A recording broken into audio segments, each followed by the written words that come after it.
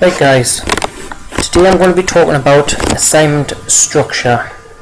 The assignment that we're looking at here for is the assignment that you'll be studying first, which is public service skills. So then, if you look at the very top of the front page of your assignment, you'll see the level of program which you're on, which is level 2 diploma in public services. You'll see the unit number and title, and for this one, for example, it's unit 1 and public service skills. Your lecturer, which is myself, Chris Tubritt, or it may be Dave Pounder, who will be your other lecturer on this course. When you submit this assignment, you will have to put your name written on the front here where it says learner name. So then, further down, this will tell you where it says issue date, how many tasks you have, and the dates in which they'll get issued to yourself. Before we get stuck into the dates, you'll notice a little bit further down here you've got 3 learning outcomes. They're linked to each task, so for every learning outcome you have, you will have a task associated to that. So if you had 4 learning outcomes, you would have 4 tasks, for example. So going back to the dates here then, we have different dates to which each task will be issued, and then a final submission date, which means you have to have submitted all 3 of these tasks by this date. Okay, now the way I would like you to approach your work is, if I issue this on the 22nd of September, I would like you to have completed that work before I issue task 2. And the same for task 2, if I issue this on the 20th of October, I'll let you have completed that work and submitted it before the 17th. I do understand the submission date is not until the 28th of the 11th. However, if you fail to follow that sort of protocol and you leave all 3 tasks to the week of the 28th, then you're giving yourself a really big workload. So it's something you want to work on to manage your workload effectively. And to do that, again, you want to be completing task 1 prior to the 20th, and task 2 prior to the 17th, and then task 3 prior to the 28th, and ensure that all 3 tasks are submitted before the 20th of November. Now then, looking a little bit further down the front page of the assignment, if you look at this section here, grading criteria assessed, this will tell you all the different grading criteria to which you're going to be assessed on. Now you'll see straight away there's nothing directly linked to pass, merit or distinction, and the reason being is that these have been changed because throughout the assignment you are supposed to have a go at every single task up to distinction level. Okay. Moving on then. Very important note for learners, and something you must do when you're submitting your work, is that you need to be submitting your work to meet the hand-in deadline, okay, which for this assignment is the 20th of the 11th, 2014. And you need to sign the declaration, which is at the end of this assignment, which I'll go through later on. Now it does say something here about resubmission of work to allow you to improve your grade. I'll go through that at the end of this assignment.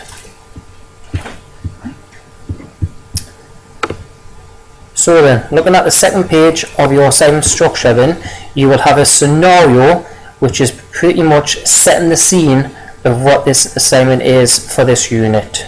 So see, this one's for public service skills, so this scenario will be based around that, and it will set the picture to what the scenario is for your tasks. Leading on from this, you will have indicative reading lists, which is a range of different textbooks which are available in the library which you can use, and this will be shown where they are located throughout your induction.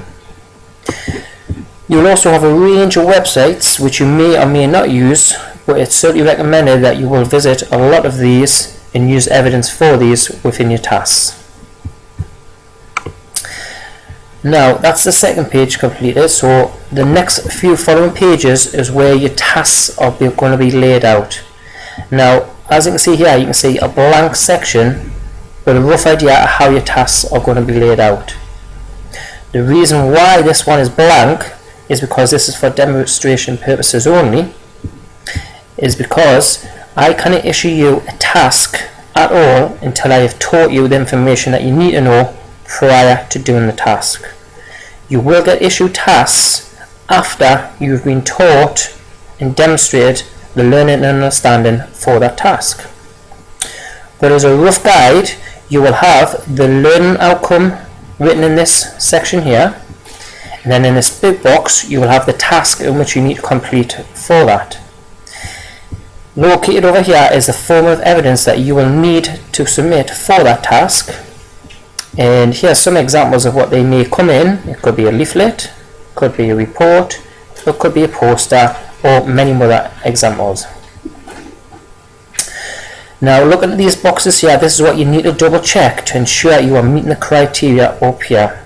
Okay, however, I will go into further detail on specific tasks and how you do this in my further workshop webinars, which you'll see located on Moodle.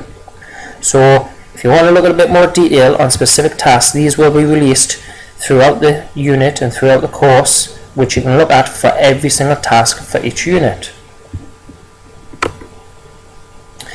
So then, after all your tasks, you will have this page, which you, as it states at the top, you must, before submitting your work, okay, clearly evidence what evidence you are submitting for each task.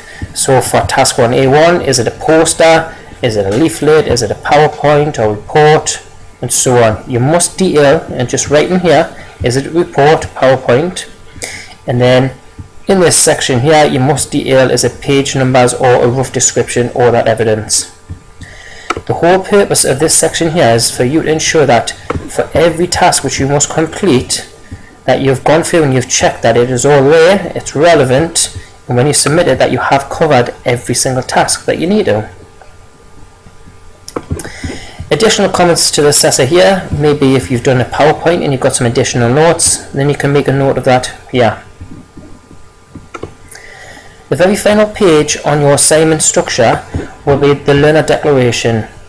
Now you would print your name here, sign it, and the date of your first submission. Now what you're doing when you're signing this is you're certifying that the work you have submitted in the assignment is of your own, you haven't copied it, you haven't plagiarized it, you haven't cut and pasted from a textbook or an internet page, and that you have clearly referenced any sources used. And that's something that you'll be taught during your induction on how to clearly reference materials, and that you do understand, this is important bit, you understand that any false declaration is a form of malpractice. So basically what that means is that you have copied or cut and pasted, or the information is not of your own, that you may be dealt with under disciplinary procedures as part of the student code of conduct. Now very last section that you need to be aware of is this bit here. Now this is related to three different aspects of, if you fail to meet the initial submission deadline, then you need to request an extension. The only way an extension will be granted is if you have met the initial deadline. I consider that the learner will be able to improve your work, okay, and that you can actually submit the work in on time if I do give you an extension, okay, and that when you do submit it, that you do sign the declaration that I've just shown you above. Okay, so purely for extension only, okay, you need a clearly justified reason why you want to put forward for a extension. Now that could be if you've been off sick or you've had an injury, anything that is justifiable. Now it can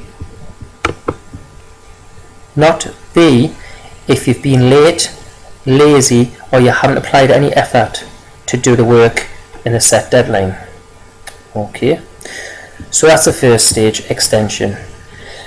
Second stage is if you have submitted your work as per the submission deadline, you've met the initial deadline, okay, but you've failed one of the tasks, then you can apply for a resubmission, which means you'll have an opportunity to complete the work again within 10 days of the work being handed back to you. For it to be approved for that, you've got to have met the initial deadline. I've got to believe that you can improve your work and that you did originally, when you submitted your original work, sign the data declaration. So there are some guidelines in which you need to meet before I can consider you for resubmission. You do have one final thing that you can look at after that, which is a retake. Now, retakes are only for anybody who has failed pass criteria. It does not apply to merit nor distinction. So if you submitted your work and then you have failed that, you'll have an opportunity for resubmission. If you again fail the resubmission, any pass criteria, then you have the opportunity to do it again via a retake, but this is only for pass criteria, not merit and not distinction. And if you do a retake, it has to be a different form of assessment. More detail on assessment guidelines has been given during your induction, although there is further guidance on the Moodle link on the Moodle page, and this is something I'll be covering in more detail during the sessions throughout the course.